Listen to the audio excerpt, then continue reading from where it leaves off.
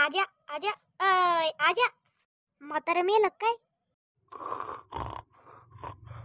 येतो दुपारी 12 वाजताच घोरायला लागलं. उठा. आजा आजा. कोणाचं पोरग आहे रे? तुमच्याच पोराचं. मी आहे पिंट्या. करे पिंट्या, मस्त झोप लागली होती. कशाला मारायला उठील का? काय काम आहे सांग पटकन. ते मला 10 रुपये पाहिजे. 10 रुपये पतंग उडायचं ना मला, म्हणून. तुझ्या बापू कोण घे ना. माझ्याजवळ काय पैसे झाड आहे का? माझ्या बापाला मागितलं होतं म्या.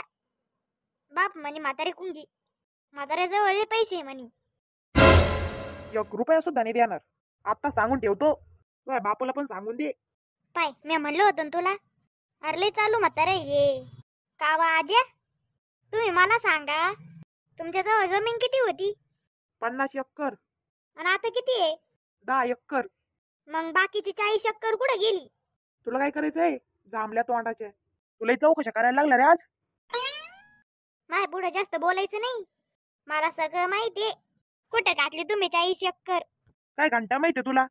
सांग बरं, कुठं घातले 40 एकर म्या? तमाशाचा नाद होता तुम्हाला. तमाशाचा. बायाच्या नादानं सगळी 40 एकर घातली तुम्ही. म्हातारा चांगलं चिल्लत गुल्लत होतं. बर पिंट्या, जा तुम्ही आता. बरं ते जाऊ दे. मला तो मोबाईल दे बरं दर्शक. कशाला? आम्हा सग दर्शक कीर्तन बिर्तन पाहा म्हटलं मोबाईल मध्ये, म्हणून. तुम्हाला तर दिसत नाही ना, मग कीर्तन कसं लावतं त्याच्यात? पण ते दिसायचं काय करायचं? त्याच्यात बोललं की लागतं ना वाटतंय कीर्तन. हा मग मी दिसलं त्याच्यात बोलतो ना, आणि कीर्तन ऐकतो. दे तू मोबाईल दे.